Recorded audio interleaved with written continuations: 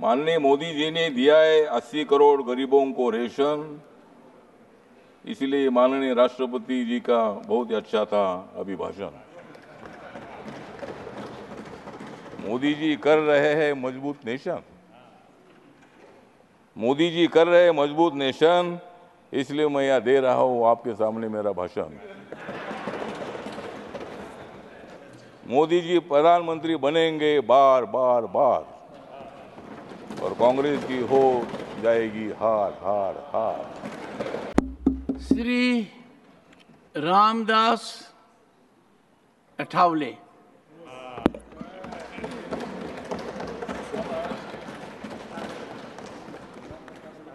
Very briefly. सभापति महोदय,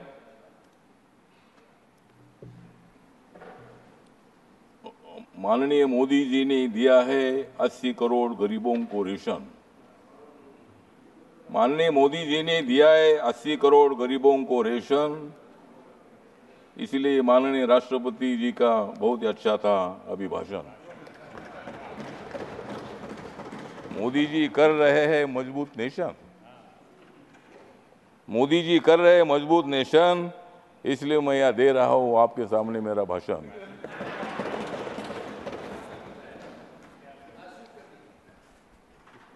नरेंद्र मोदी जी प्रधानमंत्री बने हैं तीसरी बार, क्योंकि कांग्रेस और इंडिया आघाड़ी की हो गई है हार। मोदी जी प्रधानमंत्री बनेंगे बार बार बार, और कांग्रेस की हो जाएगी हार हार हार।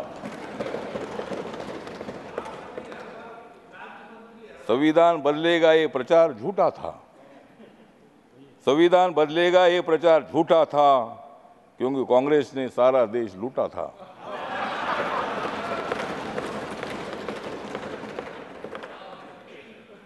राहुल गांधी का प्रधानमंत्री बनने का सपना 4 जून को टूटा था।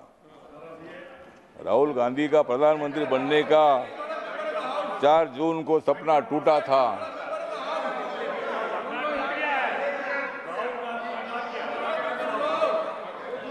और मोदी जी के खिलाफ वन सेकेंड इंडिया आघाड़ी का प्रचार झूठा था। एक सेकेंड। यही है कि जो व्यक्ति दूसरे सदन का सदस्य हो उसके बारे में कोई आक्षेप नहीं लगाया जा सकता, और उसका आक्षेप नहीं लगाया जा सकता, उसकी चर्चा नहीं हो सकती, क्योंकि वो अपनी बात की सफाई देने के लिए यहाँ पे मौजूद नहीं है। तो मेरा विनम्र निवेदन है कि नाम चूंकि राहुल गांधी जी का लिया है तो उसे कार्रवाई से निकालें। Honourable minister, please avoid, please take your seat. Yes, हाँ बोलिए सर। हाँ तो सर जी, मैंने इतना ही बोला था कि सपना थोड़ा आदमी का होता है, ऑनरेबल मिनिस्टर चाहिए, सपने में जीना ही अपना काम ही है। ऑनरेबल मिनिस्टर, और इसीलिए मतलब हम इतना ही बताना चाहते हैं कि संविधान के संबंध में बहुत बड़ा ब्लैकमेल करने का काम किया था, जनता में फूट पैदा करने का काम किया था। जिन लोगों को जेल में डाला था ये सब लोग एक साथ आए थे। हमारे संजय जी है, संजय जी, हमने आपको जेल में नहीं डाला था, नहीं हमने नहीं डाला था, ईडी ने डाला था।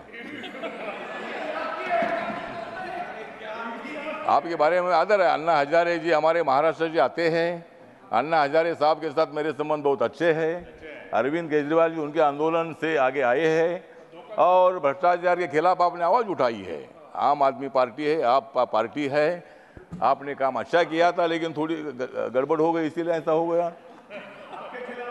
तो इसीलिए ठीक बात है। तो इसीलिए हमारा कहना इतना ही है कि संविधान के बारे में बाबा साहब अम्बेडकर जी ने संविधान लिखा है। जिस बाबा साहब अम्बेडकर जी ने संविधान लिखा, आज बाबा साहब का नाम लिया जाता है, संविधान का किताब दिखाया जाता है। लेकिन मैं इतना बताना चाहता हूं, ये कांग्रेस पार्टी ने बाबा साहब को 2 बार हराया था। 1952 में मुंबई में लौगुलो मतदार संघ से बाबा साहब को हराया था, 1954 में भंडारा जी बाबा साहब को हराया था, और बाबा साहब अम्बेडकर जी को भारत रत्न नहीं दिया था, बाबा साहब का फोटो सेंट्रल हॉल में नहीं लगाया था, और आज बाबा साहब की बात करते हैं। आज आप संविधान दिखाते हैं, संविधान दिखाओ, लेकिन संविधान के जैसा आपको बर्ताव करने की आवश्यकता है और इसीलिए संविधान कोई बदल नहीं सकता है। नरेंद्र मोदी जी माथा टेकर शपथ लेते हैं। 26 नवंबर 1949 को संविधान का ड्राफ्ट बाबा साहब ने दे दिया था, तो वो दिन मोदी जी संविधान दिन मनाते हैं और आप बोलते हैं कि भाई संविधान बदलेंगे। मोदी जी ने बाबा साहब के काम इतने पूरे किए हैं। मुंबई में हिंदू मिल की जगह पर 3600 करोड़ की जमीन बाबा साहब के मेमोरियल के लिए दी है और वहाँ 1200-1300 करोड़ का मेमोरियल बन रहा है। डॉक्टर अंबेडकर फाउंडेशन आपने बनाया था, कांग्रेस पार्टी ने बनाया था, लेकिन वो खाली ऑफिस ही था। मोदी जी आने के बाद वहाँ इतनी बड़ी बिल्डिंग बन गई है। जहाँ बाबा साहब ने संविधान लिखा वो 26 अलीपुर रोड पर इतना सुंदर मेमोरियल बन चुका है। इतने काम करने वाले मोदी जी संविधान कैसा बदल सकते हैं? वो कांग्रेस को बदल सकते हैं लेकिन संविधान नहीं बदल सकते हैं।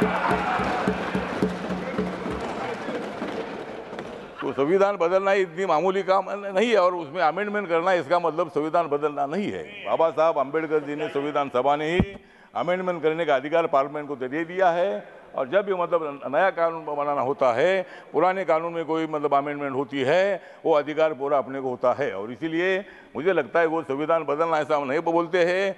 लेकिन आप लोग इसी तरह का खाम प्रचार कर रहे हैं। सब इतने नेता मोदी जी को हराने के लिए इकट्ठा आए हैं, लेकिन तुम मोदी जी को हरा नहीं सकते हैं। मैं मोदी जी के साथ हूँ।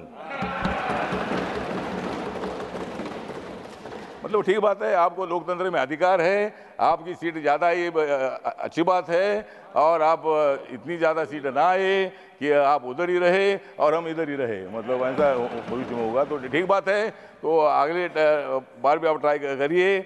लेकिन आज जो राष्ट्रपति का अभिभाषण है, इसका मेरी जो रिपब्लिकन पार्टी ऑफ इंडिया है, बाबा साहब अम्बेडकर जी की स्थापित हुई पार्टी है, इस पार्टी की तरफ से मैं मतलब इस अभिभाषण का सपोर्ट करता हूं और अपोजिशन को इतना बताना चाहता हूं कि मोदी जी स्ट्रांग नेता है, मोदी जी मजबूत नेता है, मोदी जी के साथ इतने हमारे लोग हैं और तुम कितनी भी कोशिश करो लेकिन मोदी जी हारेंगे नहीं, वो तुमको हराएंगे। श्री